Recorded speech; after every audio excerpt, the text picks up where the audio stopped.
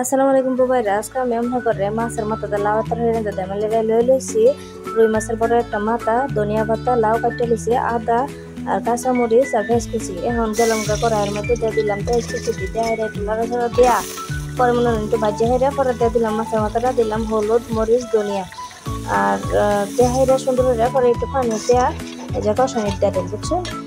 দেহাইরা কষানি দিতেছি, একটু উল্টা উল্টা লাড়াচাড়া দিতেছি আর কি। দেহাইরা মনে হচ্ছে যে লাড়াচাড়া দিয়ে অনেক একটু ঘুরে দিলাম। কতক্ষণ পরে আইলাম দিয়ে যে বলা কুটটা ফুসছে অনেকটা উল্টায় ফেলাই দিতেছি যাতে মানে সুন্দর হয়ে সিদ্ধ হয়, এটা লেগে উল্টায় ফেলাই দিতেছি। যাই হোক ওখানে আবার একটু ঘুরে দেন কতক্ষণ লেগে ওখানে জামগা আমি একটু যা আদা আর কাঁচামরিচ দিচ্ছে মেডি সেই চলে বুঝছেন।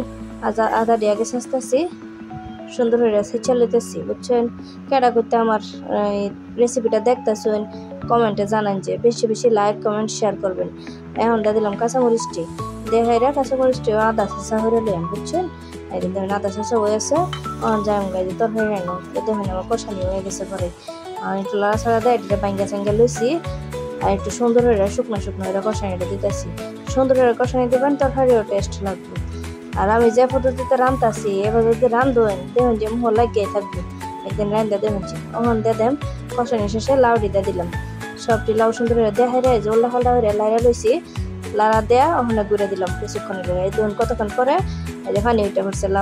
লাউটা কিন্তু অনেক কচি আছে, এই যে মনে হয় যে পানি না দিলেও অনেক পানি উঠে লাউর মধ্যে, কোনো সময় পানি দিবেন না, পানি দিয়ে যে লাউ রান্নবেন এটা মজা লাগে না। লাউয়ের তেজা পানি উঠে এটাই কিন্তু মজা।